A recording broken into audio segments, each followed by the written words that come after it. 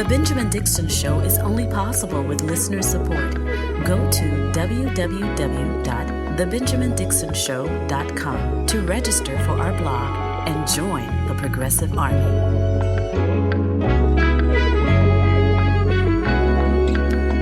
Today is Monday, March 6, 2023. Thank you so much for joining me. The Conservative Political Action Conference, also known as CPAC, was held over the past week and through the weekend, and it was attended by tens of people who showed up to support the likes of Donald Trump Jr., Kim Guilfoyle, however you pronounce her name. It was a shell of what it used to be because of, well, one, the Republican Party is now split between the Donald Trump faction and the Ron DeSantis faction.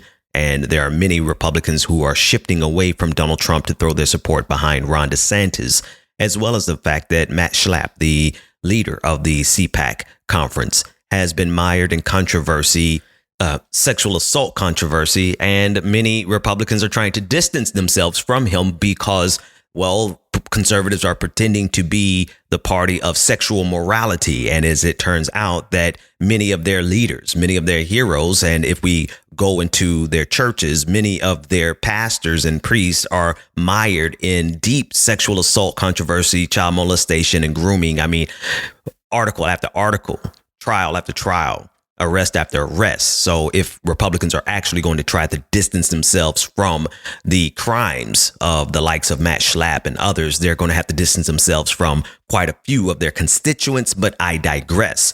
I want to play a clip that has made the rounds because of the CPAC, the Conservative Political Action Conference. One Michael Knowles, who I mentioned on the show last week, decided to ratchet up the rhetoric against the transgender community and is playing a game of semantics, now threatening to sue media outlets that are reporting on his speech in which he called for the eradication of transgenderism. And because, as I have said on this show many times, conservatives demand context, nuance, and precision when it comes to our interpretation of what they say. They will never lend any context, nuance, or any precision to what we say. And that is itself a technique and a tactic of fascism. And so Michael Knowles and the Daily Wire, they're playing the game of semantics. Did he actually call for the eradication of transgender people or just transgenderism? And can he legitimately say, I'm calling for the end of transgenderism, without actually calling for violence against the transgender community, individuals, human beings, not the ideology? It would be analogous to me saying I'm calling for the eradication of Michael Knowles-ism, and then turn around and say, well, I'm not actually calling for violence against Michael Knowles, who said these horrible things. I'm calling for the eradication of the ideology behind Michael Knowles. This is the game that he's playing, and I would guarantee you one thing: I would not be able to get away with calling for the eradication of Michael Knowle-isms, and he is doing his very best to get away with calling for the eradication of transgenderism, knowing full well that we are in the era of stochastic terrorism, where the people who sit in the audience and listen to this type of rhetoric step up, make their interpretation, and pick up weapons, guns, actual weapons, AR-15s, and go into these various locations, nightclubs, drag shows, or anywhere they can find someone who has been targeted by conservative media, someone from the LGBTQIA community, and take a weapon that is protected above all costs by the NRA, and they go inside of venues like Q nightclub and kill innocent people. Take a listen in to this speech by Michael Knowles. There can be no middle way in dealing with transgenderism. It is all or nothing. If transgenderism is true, if men really can become women, then it's true for everybody of all ages. If transgenderism is false, as it is, if men really can't become women, as they cannot, then it's false for everybody too. And if it's false, then we should not indulge it, especially since that indulgence requires taking away the rights and customs of so many people. If it is false, then for the good of society, and especially for the good of the poor people who have fallen prey to this confusion, transgenderism must be eradicated from public life entirely. The whole preposterous ideology at every level. And of course, now he's threatening to sue because he said, oh, I didn't say transgender people need to be eradicated. I said transgenderism needs to be eradicated. Pray tell, Michael, how do you eradicate transgenderism without eradicating transgender people? You simply cannot. This is a call for violence. And no matter how Republicans try to play the game of semantics, it is a part of their hypocrisy tool set. Their desire is to be able to shout at the top of their lungs statements that will cause literal violence against the people they hate. This is the goal of conservatism. And I don't care how they cut it. Their words lead to violence, to murder, to death. The manifestos of the mass shooters, of every mass shooter that we have a manifesto from, they are deeply rooted in right-wing conservative ideology. And so the likes of Michael Knowles and Ben Shapiro and Matt Walsh, who collectively make up the Daily Wire, in addition to Candace Owens, they want to be able to spout this type of rhetoric.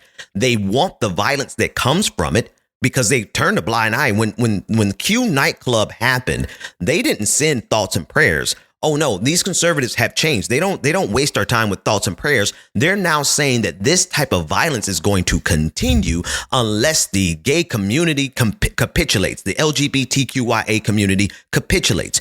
And for those people who are listening to me, and you generally listen to me because you either like my stance on black issues or even my stance on religious issues, I need you to be perfectly clear on something.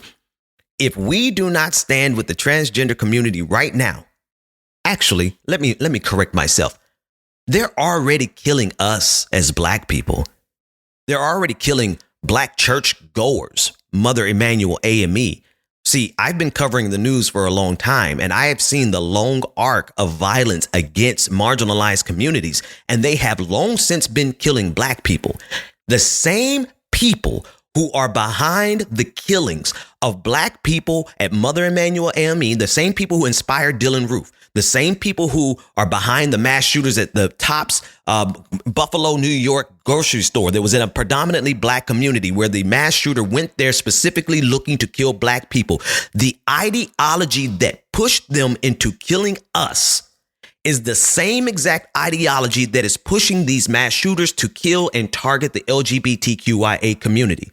And if you are so caught up in your homophobia that you can turn a blind eye, and your transphobia that you can turn a blind eye to the violence that is going on against the LGBTQIA community, then don't say anything when the violence continues or revisits our community and is committed by the same people. Listen, I need folks to be perfectly clear about something. If we do not have solidarity across our disagreements, across our differences in beliefs, across our differences in sexual orientation, identity, gender identity, if we don't have solidarity across those lines, white male Christian supremacy and Christian nationalism is going to kill each of us individually in our silos.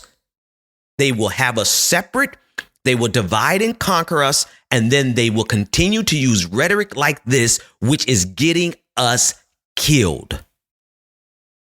They are partners in crime. They are bosom buddies. They are the people who hate the trans community are the same people who hate wokeness, who hate critical race theory, who are trying to ban black history across this country.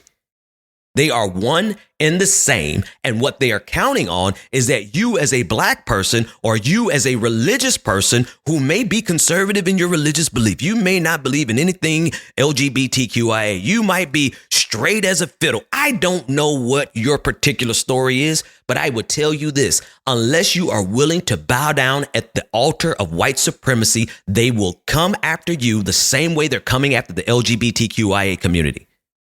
Same thing for Jewish people. Same thing for Muslims. Every single group that is not nicely fitted in the white Christian nationalism paradigm that is reigning over this country, it is a reign of terror.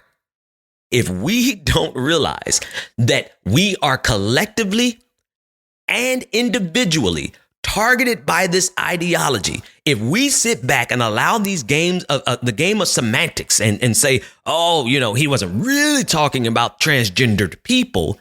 Well, tell me something. How are you going to eliminate wokeism? Right? Wokeism, the new word that is created by white supremacy to replace the N-word because they needed a new way to get away with a racially tinged insult. So they came up with wokeism. And now they want to eradicate wokeism. How do you eradicate wokeism in the minds of people who directly associate it with us being black, just simply being black? The same people going after transgenderism are the same people going after quote unquote wokeism, the same people going after black history. And they are counting on you being so convicted by your homophobia that you will turn a blind eye to the attacks that are going on against the LGBTQIA community. And in some cases, not just ignore, but tangentially support or tacitly just sit back and allow to happen because, well, you don't like that gay stuff, right? You don't like that cross-dressing stuff. You don't like that trans stuff. It bothers you. Well, guess what? That puts you right in league with the people who hate you because you're black, or hate you because you're Jewish, or hate you because you're Muslim, or hate you because you're a migrant, or hate you because you're an asylum seeker, or hate you simply because you don't think white supremacy should rule.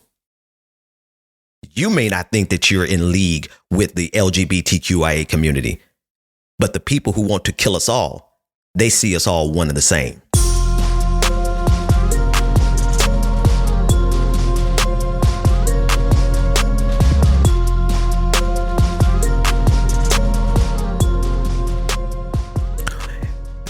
The supporters of Social Security got an assist from an unlikely place in the form of Donald Trump.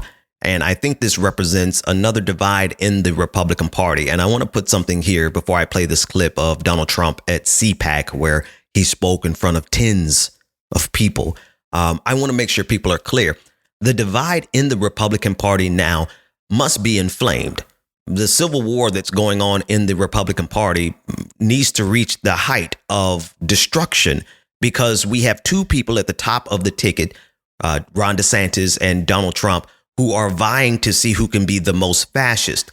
And while Donald Trump is giving an assist to Social Security here, which is strange because Republicans have always wanted to gut Social Security, privatize it, turn it over to the stock market so their hedge fund buddies can just get a piece of the taxpayer coffers. That's what they have wanted to do since time immemorial. Donald Trump here in this speech is finding a new way to divide the Republican Party. And in this way, well, if Social Security can get one layer of more protection from the vultures who are circling around it, then so be it. Here's Donald Trump. When we started this journey, a journey like there has never been before, there's never been anything like this. We had a Republican Party that was ruled by freaks, neocons, globalists, open border zealots, and fools. But we are never going back to the party of Paul Ryan, Karl Rove, and Jeb Bush. We're not going back to people that want to destroy our great social security system, even some in our own party. I wonder who that might be. That want to raise the minimum age of Social Security to 70, 75, or even 80 in some cases. And that are out to cut Medicare to a level that it will no longer be recognizable. And when that was their original thought, that's what they always come back.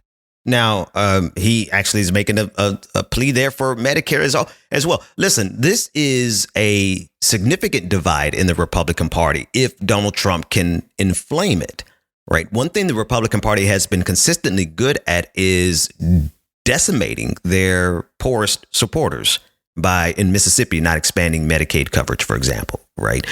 Republicans have consistently done terrible economic policy for their own constituents. And so if Donald Trump is actually trying to appeal to the poor people in his base, I mean, there's a lot of them. And the question is will he actually be able to create a divide to separate himself from the Republicans who want to destroy Social Security and Medicare? Now, here's the catch. Everything else that Donald Trump stands for is repugnant. It is beyond the pale. It is inclusive of the bigotry and targeting of transgender people, of black people, of marginalized people, of every group. He's still the same Nazi. He's still the same fascist. He's still the same white supremacist. He just happens to see that there's an opportunity for him to pick off support from the DeSantis wing of the Republican Party. This falls into the category of when the worst person in the world, makes a good point, which happened to me twice this weekend. Not only this clip, when I listened to it, I'm like, well, here's a bigot actually making sense on Social Security. And I understand the political reasons behind it is simply opportunistic, right? This is not to lend any credibility or valor to Donald Trump, who I think is a heaping cesspool of nothing more than hatred and bigoted Bill Bile. That's who he is. Newt Gingrich, who's not too far from him, made a great point this weekend, and I had to share the meme of the worst person in the world making a great point. He called out the Florida state legislator who is trying to push a bill that requires bloggers to sign up and register with the state if they criticize Ron DeSantis. Newt Gingrich made a post on Twitter about that. And I'm like, wow, Newt Gingrich, who is part and parcel why we are where we are in this country right now. The scorched earth politics that the Republican Party has engaged in my entire life began partly with Newt Gingrich in '94 when he took over as Speaker of the House in the aftermath of the '92 election of Bill Clinton. So we are where we are right now. The rise of Rush Limbaugh that coincided with Newt Gingrich's doubling down on scorched earth politics, of disingenuousness, of bad faith engagement. But yet he makes a great point about where we are right now. This is not to throw any valor towards him. He's still a heaping pile of dog excrement in terms of American politics. He is the godfather of the era that we're in now. And so you have over the weekend where I actually have to take a step back and say two people who are collectively a part of why America is where it is right now happen to have better politics than the DeSantis faction of the Republican Party. Now, when I phrase it like that, it kind of alarms me a little bit more, too, because how bad are we off in this country when two individuals like Donald Trump and Newt Gingrich, who are by far the godfathers of this era, are trying to warn us about the politics of Ron DeSantis and his supporters? This is a very terrifying era to see where the Republican Party is going to emerge after these upcoming primaries. What will they be? Well, here's what they're consistently agreeing on. They agree on the bigotry and the hatred of all things that don't neatly fit underneath white supremacy. They agree on their hatred of the black community, of black history, of wokeism, of critical race theory. And they agree on the banning of teaching of African-American history. They agree on the bigotry towards the LGBTQIA community. They still agree on their Islamophobia. They still agree on that. That's just on the back burner for right now, but they're ready to ratchet that up in any given news cycle. So they agree on all that. But what they disagree on is the extent to which authoritarianism is going to reign in America. That's what Newt Gingrich is talking about, right? Having bloggers and journalists register with the state government or the federal government, that's authoritarianism in its finest fashion. And Newt Gingrich said, I don't know. I agree with you on the bigotry, but I don't agree with you on the authoritarianism. And I'm sure Newt Gingrich agrees with the rest of the party on attacking Social Security because, again, that has been a mainstay of the Republican Party. But Donald Trump is saying, not so fast. Go to www.patreon.com/The BPD Show and get twice the content and unfiltered interviews without any of the commercial interruptions. And here we go. Very special welcome to 2 new patrons to our patron family. Everyone give a big shout out to Stephen Baddips. Thank you so much for becoming a patron. And Dwayne Scholl. Thank you, my friend, so much for becoming a patron. Everybody take a second here. We're going to take a little music break. A little DC go-go. Oh, yeah. You too can become a part of this prestigious and prodigious patron family by going to patreon.com/The BPD Show, where you get twice the content, none of the commercial interruptions, and you get access to our bi-weekly patron party, which we have one coming up this Friday night. You don't want to miss it. Patreon.com/The BPD Show, and we'll be back right after these commercial breaks, unless you're a patron, of course.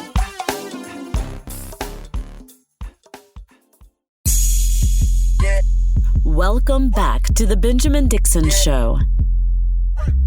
Visit us online at thebenjamindixonshow.com. Yeah. Check me out. Marianne Williamson is on a press tour. She is the author and spiritual leader who is now vying for the primaries of the Democratic Party. She's challenging Joe Biden.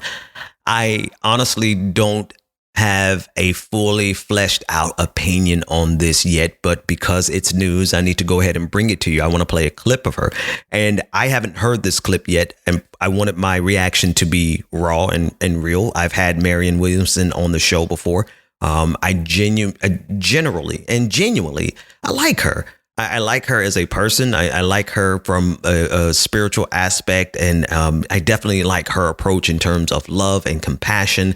But as we get ready to go into 2024, and because of the stakes of what we're up against with Donald Trump and Ron DeSantis, and the fact that we simply cannot lose 2024.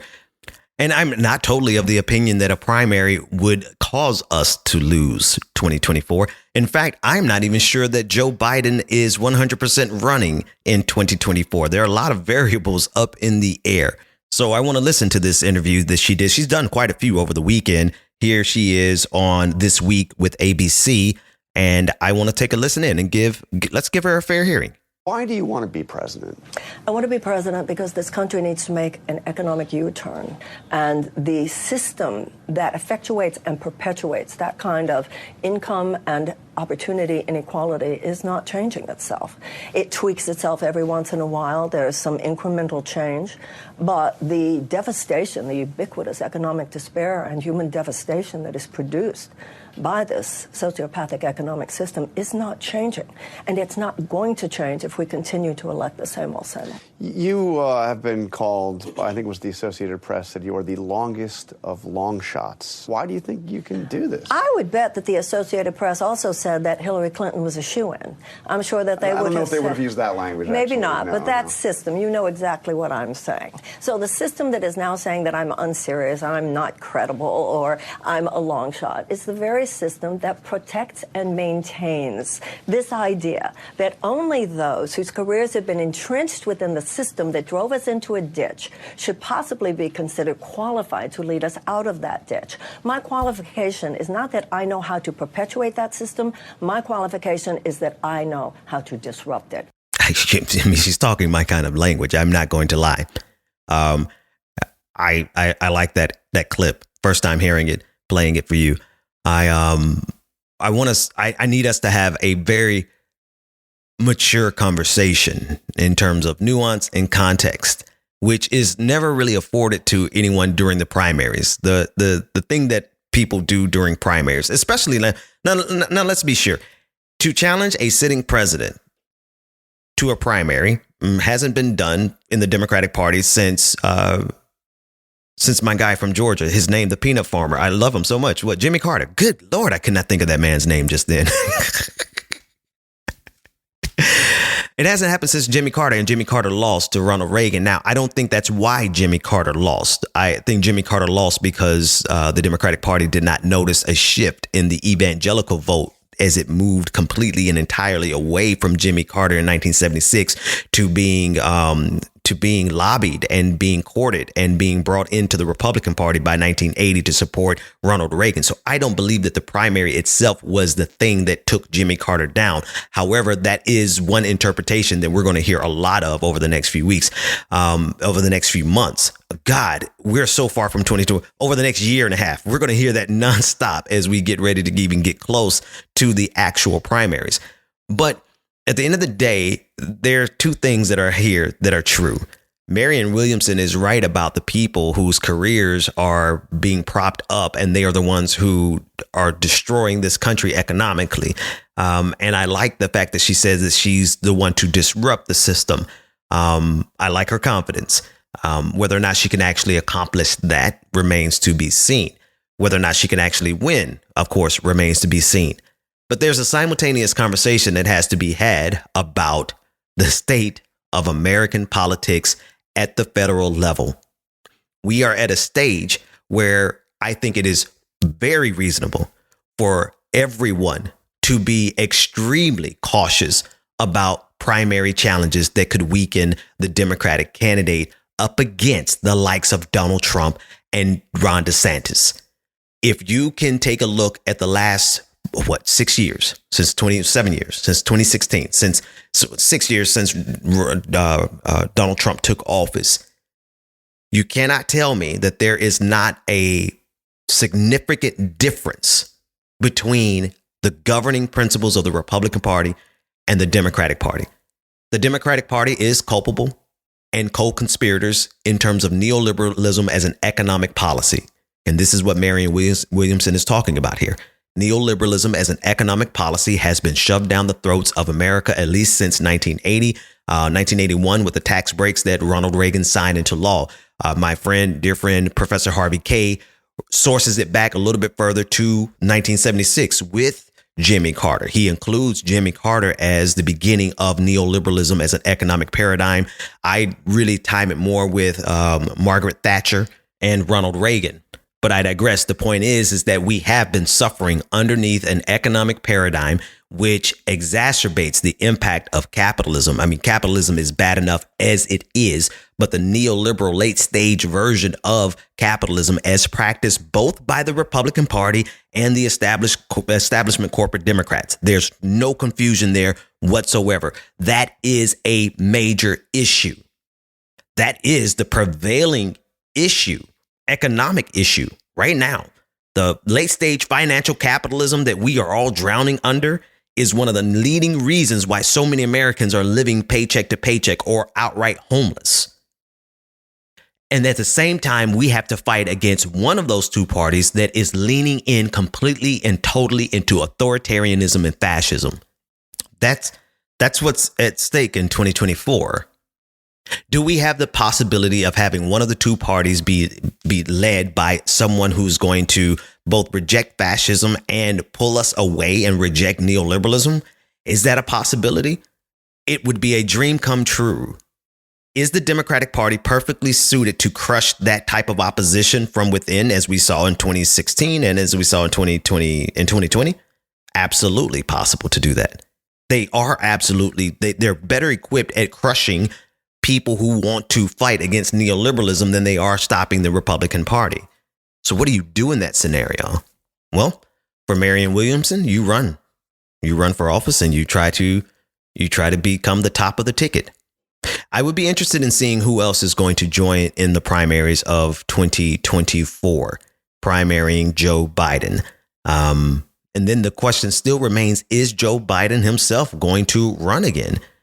His wife, Dr. Jill Biden, says that he is. Well, we will see. All I know is that there are two very important issues that are looming over us at any given moment in this country. One of those situations we suffer underneath both parties, and that is the economic paradigm. There's no question about it. The Democratic Party and the Republican Party, they agree on neoliberalism as an economic policy. The other is fascism, and that is a difference that makes a huge difference. Patrons, stay tuned. Everyone else, patreon.com/the BPD show. If not, I'll see you tomorrow.